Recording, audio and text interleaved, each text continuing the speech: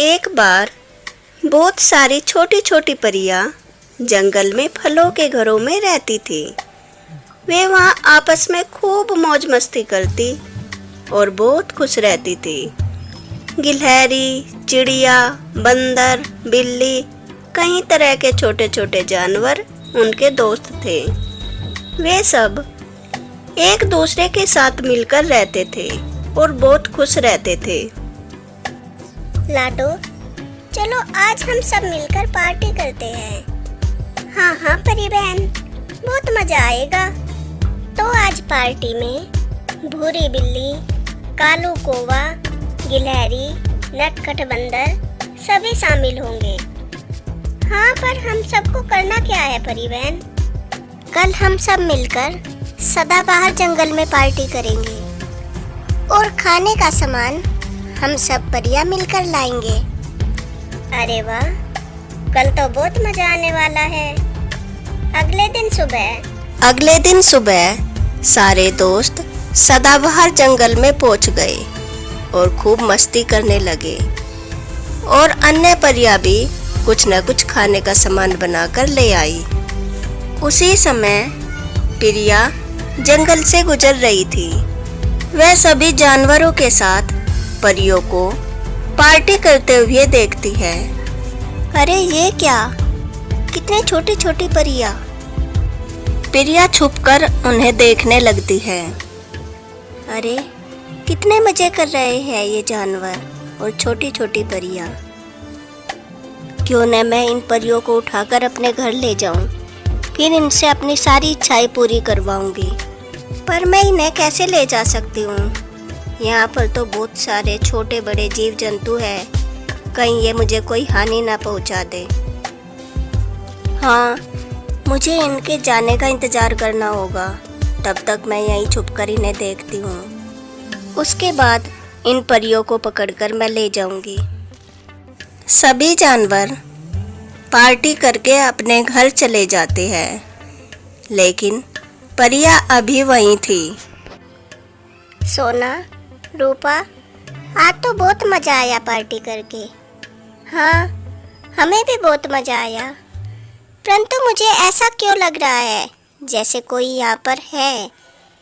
हमारे ऊपर कोई मुसीबत आने वाली है। मुझे डर लग रहा है।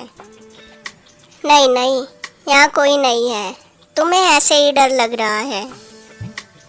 तभी परियां वहाँ आ जाती है।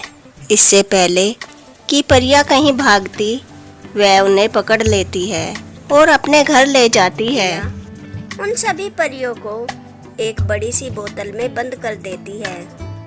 छोड़ो हमें इस बोतल में बंद मत करो, छोड़ दो। नहीं, मैं तुम्हें नहीं छोड़ूंगी। पहले मेरी इच्छाएं पूरी करो। मुझे एक बड़ा सा घर दो, बहुत सारे खिलौने, और हाँ, मेरी माँ ने बताया था मुझे, तुम्हारे पास तो जादू की छड़ी भी होती है, वो दे दो मुझे, मैं तुम सबको छोड़ दूंगी। नहीं, हमारे पास कोई जादू नहीं है और न ही हमारे पास जादू की छड़ियाँ। नहीं, मेरी माँ ने मुझे बताया था, परियों के पास बहुत सारी जादुई शक्तियाँ होती है। उधर चिड़िया, गिलहरी, कौवा जब परियों से मिलने आते हैं तो वे अपने घर में नहीं थी। वे उन्हें बहुत ढूंढते हैं, परंतु वे कहीं नहीं मिलती।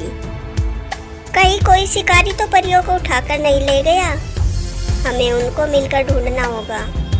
सारे जानवर इधर उधर परियों को ढूंढ रहे थे। तभी लाडो चिड़िया एक घर की खिड़की पर जाकर बैठती है। उसे खिड़की से बोतल में बंद परियां दिखाई देती है। परी बहन, तुम्हें यहाँ किसने बंद किया? लाडो, जल्दी हमें इस बोतल से बाहर निकालो। ठीक है, मैं अभी सारे दोस्तों को बुला कर लाती हूँ। कालू भैया, सारी परियां वहाँ एक घर में एक बोतल में कैद है, हमें उन्हें बचाना होगा। हाँ हाँ, चलो सब। सभी जानवर वहाँ आ जाते हैं और गिलहरी बोतल का ढक्कन खोलती है। सारी परियां एक एक करके बोतल से बाहर निकल जाती है। शुक्रिया सारे दोस्तों, अगर तुम ना होते तो वह लड़की न जाने हमारे साथ क्या करती। चलो अब जल्दी यहाँ से, कहीं वह शैतान लड़की फिर से यहाँ ना आ जाए। सभी परियां जंगल में आकर किसी दूसरे स्थान पर अपना घर बना लेती है और फिर से खुशी खुशी एक दूसरे के साथ रहने लगते हैं। ब्रह्म कमल परियों की कहानी। हिमालय के पर्वतीय क्षेत्रों में ब्रह्म कमल को एक अत्यंत पवित्र फूल माना जाता है। कहा जाता है ब्रह्म कमल परीलोक की एक अभिशप्त परी है। बहुत समय पहले की बात है। उस समय परीलोक की परियां धरती पर आती थी। यहाँ दिन भर विचरण करती थी और रात का अंधेरा होने से पहले वापस चली जाती थी। परियों को धरती की स्वच्छ साफ पानी की नदियाँ, झरने, बड़े बड़े तालाब और ऊंचे ऊंचे पर्वत बहुत अच्छे लगते थे। परियां हमेशा जंगलों में ऐसे स्थान पर आती थी जहाँ दूर दूर तक कोई आदमी न हो। परियां आदमियों से बहुत डरती थी और यदि उन्हें कोई आदमी दिखाई पड़ जाता था तो वे उसके पास आने से पहले उड़ जाती थी और वह स्थान छोड़ देती थी। इसके बाद वह किसी नए स्थान की खोज करती थी और फिर वहाँ आना आरंभ कर देती थी। परियों को धरती पर अनेक बार कई मुसीबतों का सामना भी करना पड़ा, लेकिन उन्हें धरती इतनी अच्छी लगती थी कि वे धरती पर आने का मोह छोड़ ही नहीं पाती थी और जब भी उन्हें अवसर मिलता वे धरती पर अवश्य आती थी। परीलोक की परियां तो पृथ्वी पर प्राय आती रहती थी, किंतु परियों की रानी ऋतंभरा पृथ्वी पर कभी नहीं आई और उसने अपनी बेटी नंदिनी को भी पृथ्वी पर कभी नहीं आने दिया। रानी परी ने अपनी माँ से सुन रखा था कि पृथ्वी बहुत सुंदर है, किंतु पृथ्वी पर खतरे भी कम नहीं। अतः उसने निश्चय कर लिया था कि वह पृथ्वी पर कभी नहीं जाएगी। परियों की राजकुमारी नंदिनी अर्थात रानी परी की छोटी बेटी, वह अपने साथ की बड़ी परियों से हमेशा धरती की सुंदरता और धरती के लोगों के किस्से कहानियाँ सुना करती थी। नंदिनी, तुम तो कभी पृथ्वी पर नहीं गई, पर हम तुम्हें बताते हैं पृथ्वी कितनी सुंदर है। हम लोग पृथ्वी पर जाकर वहाँ की नदियों, झीलों, तालाबों में खूब नहाते हैं और तरह तरह की जल क्रीड़ाएं भी करते हैं। वहाँ बड़े बड़े सुंदर वृक्ष हैं जिन पर तरह तरह के रंग बिरंगे फूल खिलते हैं और मीठे मीठे फल लगते हैं। उन रंग बिरंगे फूलों से हम मालाएं बनाते हैं और पहनते हैं और वे मीठे मीठे फल खाते हैं। एक बार उन्होंने फूलों की मालाएं बनाकर अपनी राजकुमारी नंदिनी को भी दी थी। सोनल रूपल, मैं भी पृथ्वी पर जाना चाहती हूँ, परंतु माँ मुझे जाने ही नहीं देती। पता नहीं मैं पृथ्वी पर कभी जा भी पाऊंगी या नहीं। और नंदिनी जैसे जैसे बड़ी होती है उसकी धरती पर जाने की इच्छा बढ़ती गई और वह पृथ्वी पर आकर यहाँ के पहाड़, नदियाँ, झीलें, तालाब, झरने, पेड़ पौधे, फल फूल, जंगली जीव जंतु, पशु पक्षी आदि देखना चाहती थी और अन्य परियों के समान इनका आनंद लेना चाहती थी। रानी परी को अपनी बेटी की इस इच्छा के बारे में जब मालूम हुआ तो वह उस पर बहुत नाराज हुई। नंदिनी, हमने सुना है तुम पृथ्वी पर जाना चाहती हो। तुम्हारी पृथ्वी पर जाने की बहुत इच्छा है, लेकिन तुम वहाँ कभी नहीं जाओगी। पता है वहाँ कितने खतरे हैं। पृथ्वी पर राक्षस रहते हैं और वे परियों को बंदी बना लेते हैं और उन्हें खा जाते हैं। इसलिए आप पृथ्वी पर जाने के लिए कभी सोचना भी नहीं। और हाँ सैनिक परियों, जो परियां पृथ्वी पर जाती है उनका राजकुमारी से मिलना बंद कर दीजिए।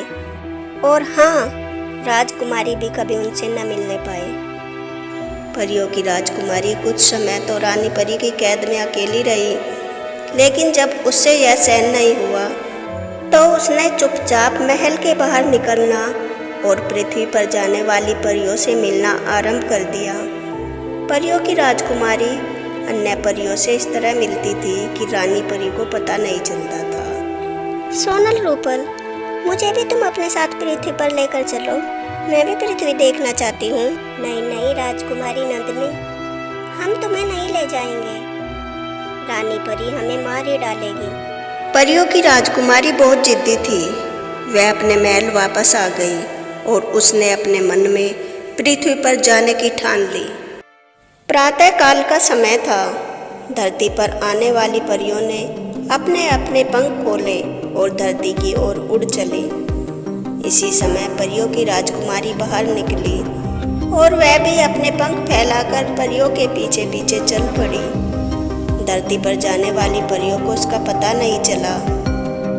परियां आगे आगे उड़ती रही और परियों की राजकुमारी चुपचाप उनका पीछा करती रही।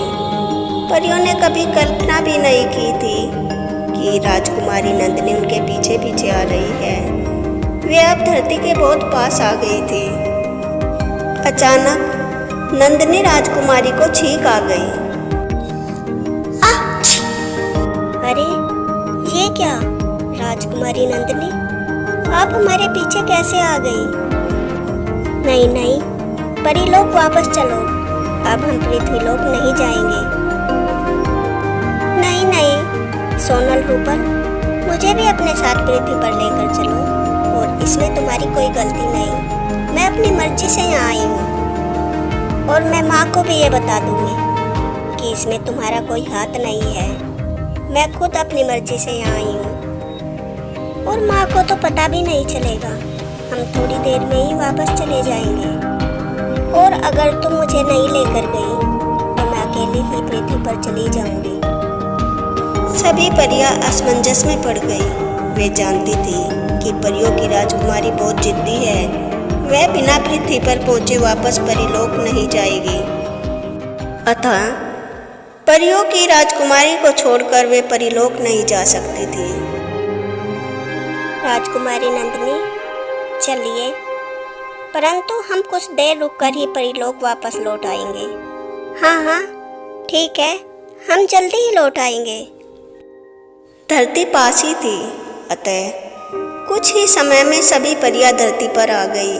वे एक सुनसान जंगल में बड़े से तालाब के किनारे उतरी थी। यह स्थान बहुत सुरक्षित था। यहाँ परीलोक की सभी परियां प्राय आती रहती थी। अरे पृथ्वी कितनी सुंदर है। ऐसी सुंदर जगह आज से पहले मैंने कभी नहीं देखी। सभी परियों ने राजकुमारी परी के साथ स्नान किया और जल क्रीड़ाएं की और फिर वे परीलोक जाने के लिए तैयार हो गई। नहीं नहीं मैं नहीं जाऊंगी। मैंने अभी पृथ्वी की सुंदरता का आनंद ही कहाँ लिया है। और फिर हाँ, माँ तो मुझे कभी नहीं आने देगी। अभी भी मैं छुप कर आई हूँ और माँ को पता चल गया तो वह मुझे कैद कर लेगी। इसलिए तुम सब जाओ, मैं अभी वापस नहीं जाऊंगी। नहीं राजकुमारी नंदिनी, तुम्हें वापस चलना होगा। परियों ने अपनी राजकुमारी को बहुत समझाया, लेकिन जिद्दी राजकुमारी नहीं मानी। परियां अकेले वापस नहीं लौट सकती थी। उसी समय वहाँ एक राजकुमार आ गया। उसने परियों की राजकुमारी को देखा और उसे देखता ही रह गया। राजकुमारी नंदिनी को भी राजकुमार बहुत अच्छा लगा। मैं कुंदन देश का राजकुमार वीर हूँ। मैंने परियों के बारे में किस्से कहानियों में बहुत सुना था। आज आपको देखा। सचमुच आप बहुत ज़्यादा सुंदर हो। राजकुमार वीर, ये हमारी राजकुमारी नंदिनी है। ये पहली बार पृथ्वी पर आई है। राजकुमार वीर, मुझे पृथ्वी बहुत ज़्यादा सुंदर लगी और मैं हमेशा यहीं पर रहना चाहती हूँ। राजकुमारी नंदिनी, आप बहुत ज़्यादा सुंदर हो। क्या आप मुझसे विवाह करोगी? हाँ हाँ राजकुमार, मैं आपसे विवाह करके हमेशा हमेशा के लिए धरती पर रह जाऊंगी। उधर परियों की रानी ऋतंभरा को पता चल चुका था कि उसकी बेटी बाकी परियों के साथ पृथ्वी पर गई है। उनके वापस न लौटने पर वह बहुत ज़्यादा चिंतित थी। इसलिए उसने अपने जादुई तारास्त्र से पता चलाया उसकी बेटी वह बाकी परियां कहाँ है। रानी परी, जहाँ पर राजकुमारी नंदिनी, राजकुमार और बाकी परी थी, वहाँ पर पहुँच गई। राजकुमारी, और सभी परियों, मेरे साथ वापस परीलोक चलो। परी रानी, हम यहीं पृथ्वी पर रहना चाहते हैं। हम परीलोक कभी वापस नहीं जाएंगे। माँ, मैं राजकुमार से विवाह करना चाहती हूँ और बाकी परियां भी मेरे साथ पृथ्वी पर रहना चाहती है। रानी परी बहुत क्रोध में आ गई और उसने अपना तारास्त्र उठाया और उसने अपने तारास्त्र की चमक से अपनी बेटी राजकुमार व अन्य परियों को ब्रह्म कमल व अन्य फूलों में बदल दिया। हिमालय के पर्वतीय क्षेत्रों में जो ये ब्रह्म कमल पाए जाते हैं, ये सभी ब्रह्म कमल राजकुमारी परी और बाकी परियां हैं। ये ब्रह्म कमल बहुत ही पवित्र माने जाते हैं। ऐसी ही नई नई कहानियाँ सुनने के लिए मेरे चैनल को लाइक एंड सब्सक्राइब करें। Thanks for watching.